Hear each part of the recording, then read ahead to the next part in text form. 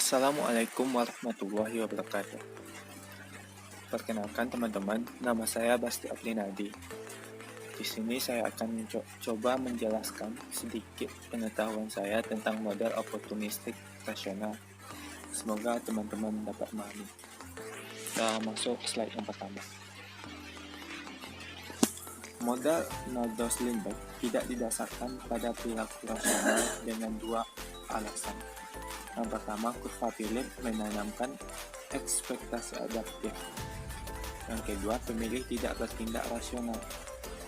Beberapa penulis mengajukan model rasional yang konsisten dengan tujuan utama model Naudus-Lindberg. Dalam semua model ini, pemilih berperilaku rasional, yaitu memaksimalkan utilitas yang diharapkan dan membentuk eksploitasi secara optimal dengan memberi mereka informasi.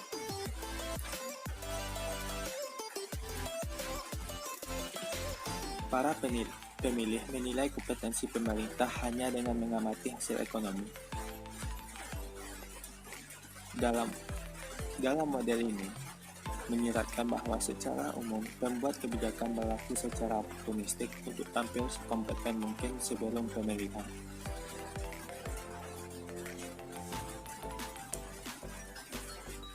Persson dan Tabelli memodifikasi asumsi Naudus-Lindberg sebagai berikut. Yang pertama, perekonomian dijelaskan oleh kurva Philip dengan istilah kompetensi. Yang kedua, kompetensi inflasi adalah rasional.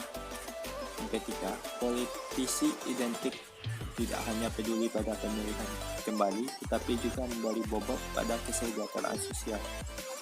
Dalam setiap pemilu hanya dua kandidat yang saling berhadapan. Para pemilih ingin memilih pembuat kebijakan yang memiliki utilitas yang diharapkan. Pembuat kebijakan mengendalikan inflasi secara langsung. Waktu pemilihan ditetapkan secara eksogen.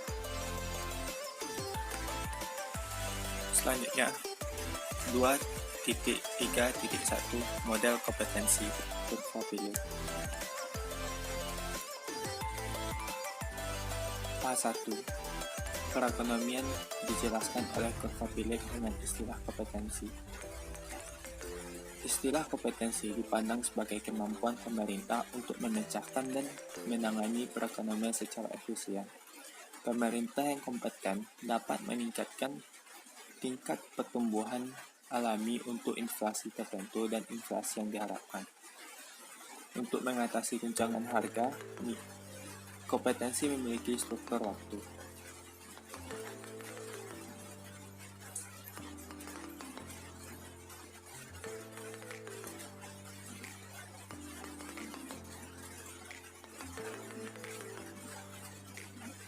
Poin A2, ekspektasi inflasi adalah rasional.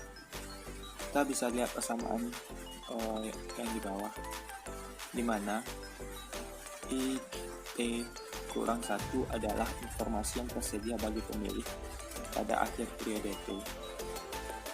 Poin 3, asumsi ini berubah hanya dengan sedikit modifikasi bahwa politisi identik tidak hanya peduli pada pemilihan kembali, tetapi juga memberi bobot pada kesejahteraan sosial.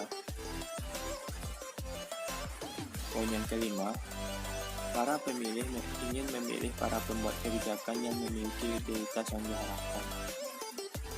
Menyatakan bahwa pemilih menyukai stabilitas harga dan pertumbuhan. Faktanya, tingkat target inflasi adalah 0, dan pertumbuhan yang lebih tinggi meningkatkan tingkat utilitas.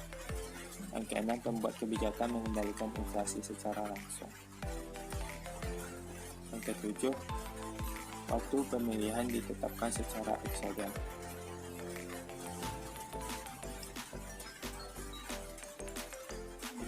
Model ini dapat memiliki dua jenis equilibrium, yaitu pemisahan dan penyatuan equilibrium.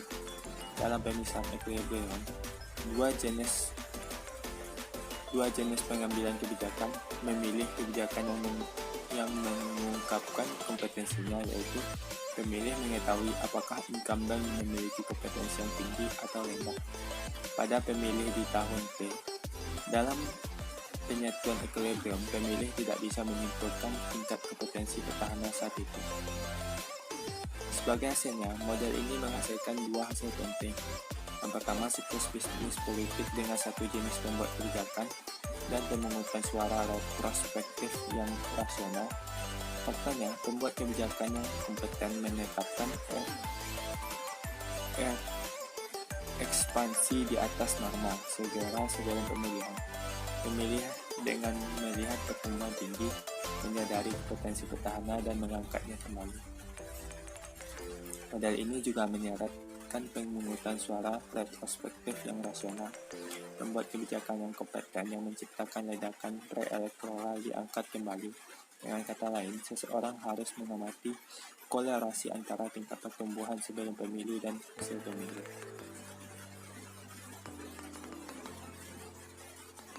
Political Budget Cycles.